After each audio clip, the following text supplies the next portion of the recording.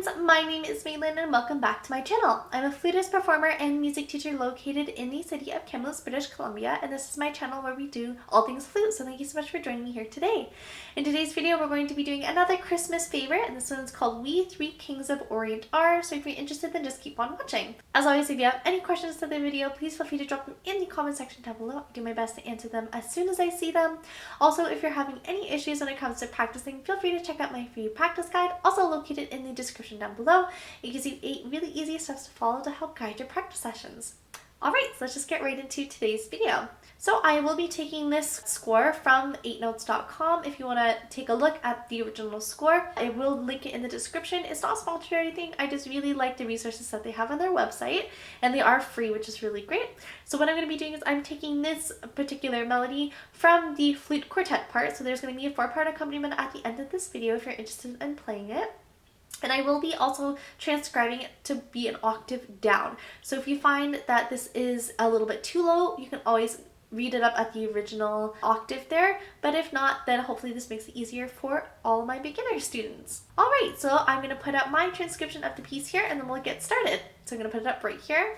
We're going to be going through our first 6 starter bits before we get into clapping and counting and then playing the piece. So number 1 is going to be our key signature. So we're going to take a look between the treble clef and our time signature to see if you have any accidentals, and today we do.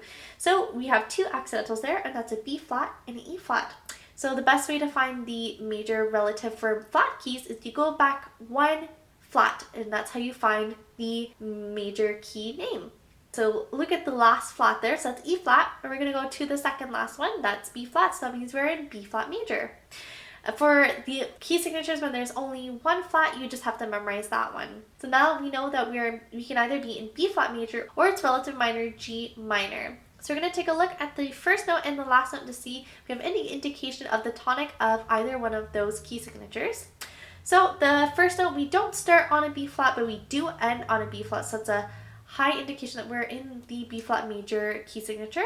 However, we always want to check to see if we can find any indication of the minor key so that we can make sure that we look ahead and we can see if perhaps it is in the minor key. So how we find the relative minor key is we can either go down 3 letter names or up 6 letter names. So I'm just going to go down 3. So B, A, G. So that means G minor is the relative. How we're going to find and see if we can have any indication of that is we're going to be looking for the raised 7th or raised 6th, but mostly the raised 7th. So what you're going to do is you're going to go down 1 semitone from the tonic of the minor key. So G, if you're looking at a keyboard, you're going to go down 1 key, and that's going to be F sharp. So we're going to see if any of the Fs here are sharp, and in the first part, we don't see any F sharp. So I would say that we're in B flat major, which we are. Number 2, we're going to be looking at our time signature. So here we have 3/4. So the top number tells us how many beats we have per measure. So we have 3 beats per measure. And the bottom number tells us the note type of those beats. So 4 represents a quarter note. So that means we have 3 quarter notes per measure.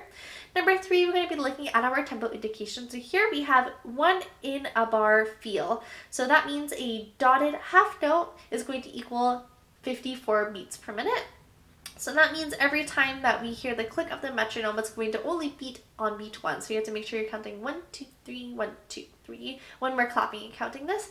However, if you feel like that you're a little bit uncomfortable with that, you can always switch it so that the metronome actually beats every single quarter note. And my recommendation for that would be approximately 160 beats per minute.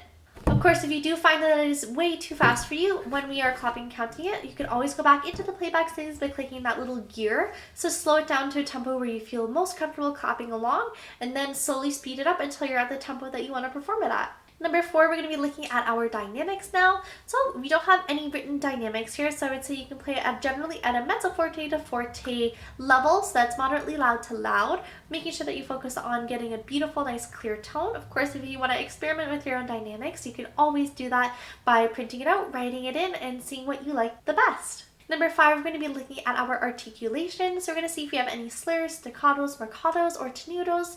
And I don't see anything, so that means we're going to be playing each note with a nice gentle ha, so a nice supported sound, and a gentle ta at the beginning of each note to make sure they're nice and clear at the beginning. Number 6, we're going to be looking at our roadmap, and we're going to see if we have any repeats or da capos. And I don't see any, so we're just going to be reading it from top to bottom.